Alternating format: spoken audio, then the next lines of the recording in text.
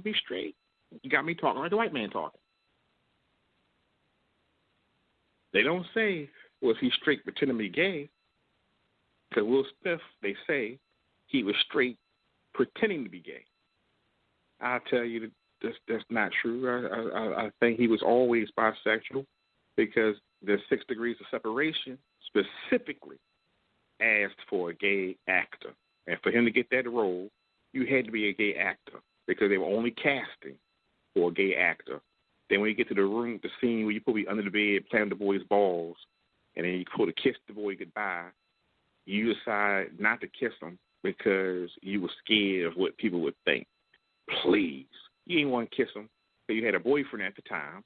I just want people to tell the truth and stop sugarcoating shit. Tell the truth. You had a boyfriend at the time because when you had that show called Fresh Prince of Bel-Air, where you had to choose between Jazzy Jeff and that bald, that dark-skinned guy. The dark-skinned guy was the boyfriend.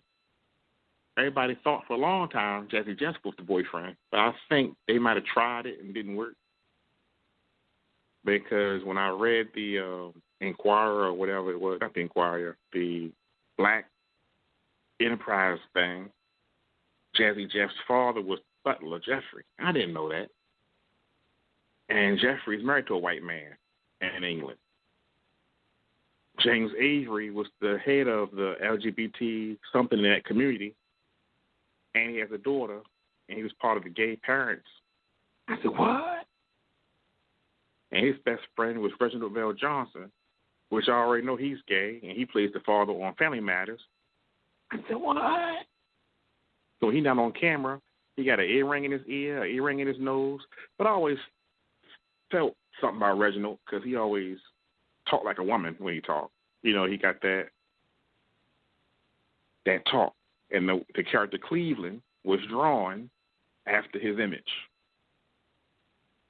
He just don't talk like that. But, yeah,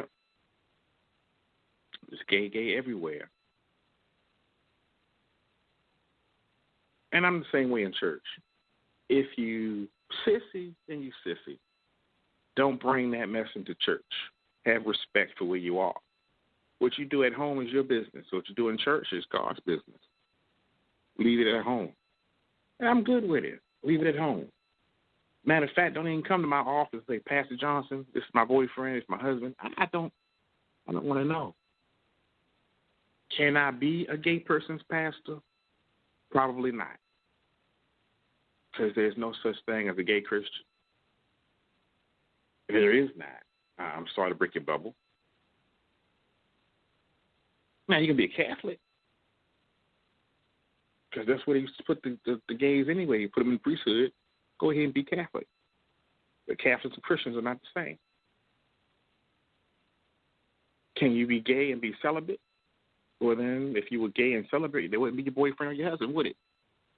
So I don't know. All I can do is give you the word. It's up to you to follow the word. And if you're looking for a pastor and you're serious about such, then you have to respect what the pastor says. So I don't think no gay person will respect what I would say, especially if it's not in favor of what you want to do or what you understand, or how you believe. So what's the point? You defeat the purpose. It's like me telling you, don't put your hand in that water because it's got the electrical socket in the water. You're going to get electrocuted. Well, I don't believe nothing the pastor saying is I'm going to do what I'm going to do.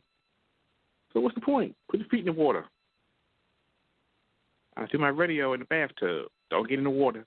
I go downstairs and shut off the breakers. I don't believe nothing the pastor says. I got to take a bath. I'm late for work. I'm going to get on here and get in this water. Okay. Jump in there. Have at it. You electrocuted and died. Well, the pastor didn't try to stop me from making this mistake. Have me jump in here and get electrocuted. Well, I tried to tell you that you didn't listen. You didn't believe nothing that I say. So the piece of purpose. Can I adapt to what the gay people are thinking or going through? No. I don't know what they're thinking. Don't know what they're going through. Everybody's been lonely. But to keep hearing people, even like Niecy Nash, sit back and say, well, you can't help who you love. You can help who you love. If people couldn't help who they love, then there wouldn't be no such thing as racism. There'd be no white supremacy because you choose not to love the blacks, and you choose not to love, and you choose not to love the Jews. Choice goes both ways. You choose not to love the children. You choose not to love the drugs. You choose not to love the Satan. You choose not to love the evil.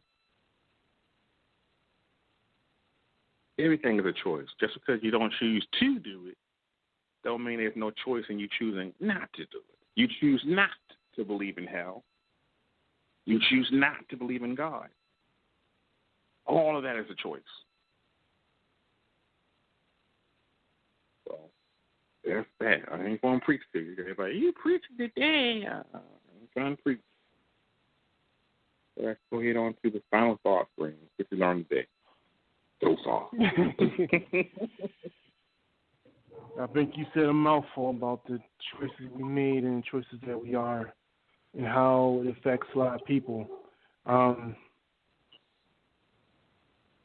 We are human beings. The decisions that we made affects a lot of people. The decisions that we made affects yourself. And the decisions that you don't make do the same thing. Yeah. You know, it's a two-sided coin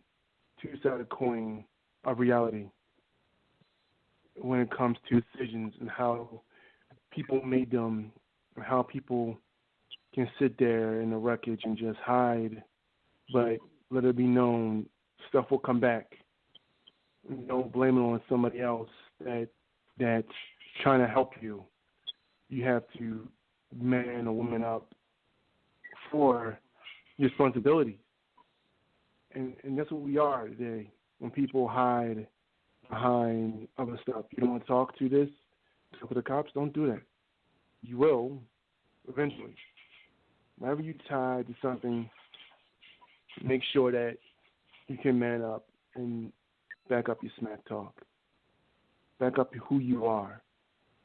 Practice what you preach, as I should say. And some people not do that. Not a world where people just hide behind things and not say anything. It's very sad how we as people think that we're not getting away with things. One day, there's something that will come back to haunt us. That's life. That's the way the world works. Things will come full circle, good or bad, rich or poor. It will come back to you, whether you like it or not. You have to deal with that. And how you deal with that is your decision. How you deal with that is your way. That's my final thoughts. Like I said, nice to be back, ladies and gentlemen. I'll talk to you about my situation when I get a chance. But right now, stay safe, pray a lot, and, life is a gift. Make sure you open it sometime, That's it. I'm so glad we had this time together to have a laugh and sing a song. Since we just got started, before you know it comes a time we have to say so long. Say so long, Green. So long, Green. You see him? Tell him to be good. If not, be careful. If you have any questions or comments about today's show, feel free to send an email to info@bemoretalk.org. That's info@bmoretalk.org. Remember, folks, that yesterday was just a memory. Tomorrow is just a dream. Today is a gift, and that's why they call it the present. That's our show, folks. Good night. Good night, everybody.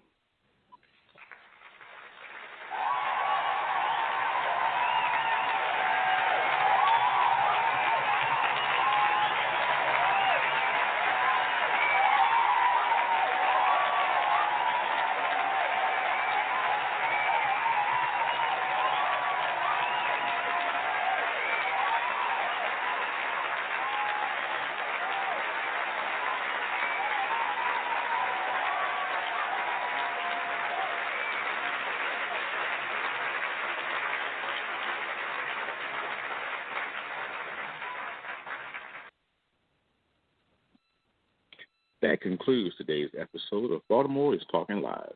Your host was Aaron Green. Tune in tomorrow for more Baltimore is Talking Live at www.bemoretalk.org. That's www.bemoretalk.org. Tomorrow's episode, February 5th, we're talking about love tips. What's on your mind? Like History Minute, as well as what's up for Monday. Feel free to join the conversation at 917-889-8825. We're looking forward to hearing from you. Thank you for listening to another episode of Baltimore is Talking Live. This concludes our episode for today.